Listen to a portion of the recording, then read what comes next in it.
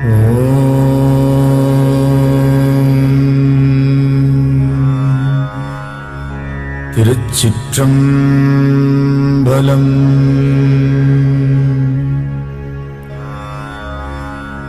தொல்லை இரும்பிறவிச் சூழும் தளை நீக்கி அல்லலறுத்து ஆனந்தமாக்கியதே எல்லை மறுவா நெறிகளிக்கும் வாதவூர்யம் கோன் திருவாசகம் என்னும் தேன்.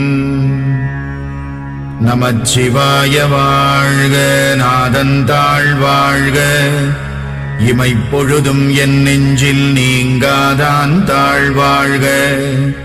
கோகழியாண்ட குருமணி தந்தாள் வாழ்க, ஆகமம் ஆகி நின்று அன்னிப்பான் தாழ்வாழ்க.